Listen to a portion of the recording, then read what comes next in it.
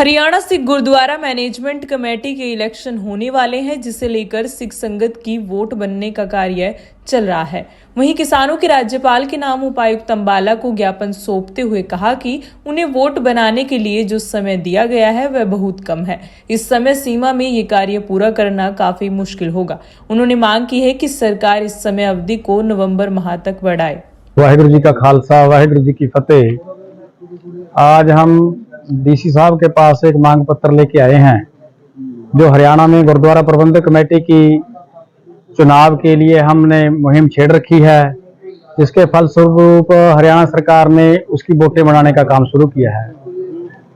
हम हरियाणा की सिख संगत द्वारा ये चाहते हैं कि इसके अंदर जैसे विधानसभा की, संसद की और वोटें बनती हैं, उसके अंदर सरकार अपनी जिम्मेवारी निभाती है। इन वोटों के अंदर भी सरकार वैसे ही अपने मुलाजिम डिप्यूट करके इनको उसी संजीदगी से ये वोटें बनवाए जैसे हमारी दूसरी वोटें बनती हैं। एक मांग ये है, और दूसरी मांग है इसमें कि वोटों का टाइम बहुत इन्होंने कम रखा है। 30 तारीख तक का टाइम था, पीछे तो परसों अखबार में भी आ गई थी कि इसको ये फॉर्म है 25 तारीख तक जमा कराओ। हम ये चाहते हैं कि इतने शॉर्ट टर्म में ये वोटें बन नहीं सकती, क्योंकि एरिया बहुत है, घर घर जाके वोटें बनवानी पड़ेंगी, उसका टाइम बढ़ाया जाए। हम चाहते हैं कि इसको 2-3 महीने किया जाए ताकि लोग आराम से वोटें बनवा लें, उसके बाद सरकार इसका इलेक्शन कराए। इस मुद्दे के हम तहत ये डी साहब से मांग रखते हैं। देखो, हम सरकार से मांग रखेंगे कि इसकी समयावधि बढ़ाए। हमारा मकसद ये है कि हम जनता को जागरूक भी करेंगे, जैसे दूसरी वोटों में सरकार जनता को जागरूक करती है अपनी वोटें बनवाने के लिए। सरकार एक मुहिम चलाए, लोगों को जागरूक करे।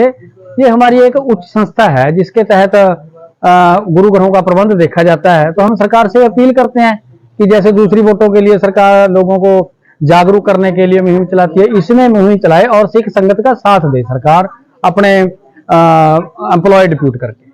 बीते दिनों आई बाढ़ की वजह से किसानों को काफी नुकसान हुआ है। खेतों में लगी फसल पूरी तरह नष्ट हो गई थी और इस खराबे के मुआवजे की मांग को लेकर एक ज्ञापन आज किसानों ने सरकार के नाम उपायुक्त को सौंपा।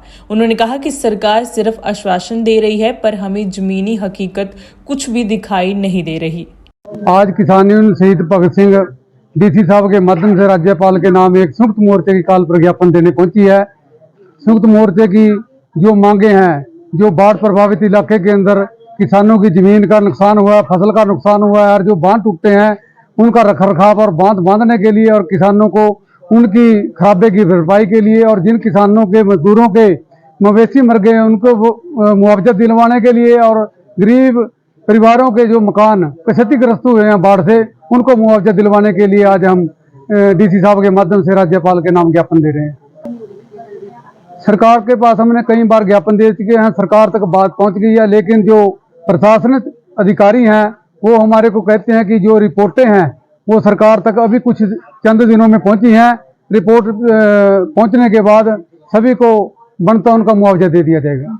1 अक्टूबर से धान की खरीद मंडियों में शुरू होने जा रही है, जिसको लेकर आज किसानों की ओर से अंबाला शहर उपायुक्त कार्यालय में अपनी मांगों का ज्ञापन और मांग रखी कि धान की खरीद में माप तोल किया जाता है, उसके लिए एक कमेटी गठित की जाए, फसल का उठान सही समय पर हो और किसानों की पेमेंट समय पर हो। उपायुक्त कार्यालय पहुंचे किसान नेता जय सिंह ने बताया कि माप तोल के लिए कमेटी बनाई जाए ताकि किसानों का नुकसान ना हो, और वहीं गन्ने की पेमेंट को भी जल्द किया जाए।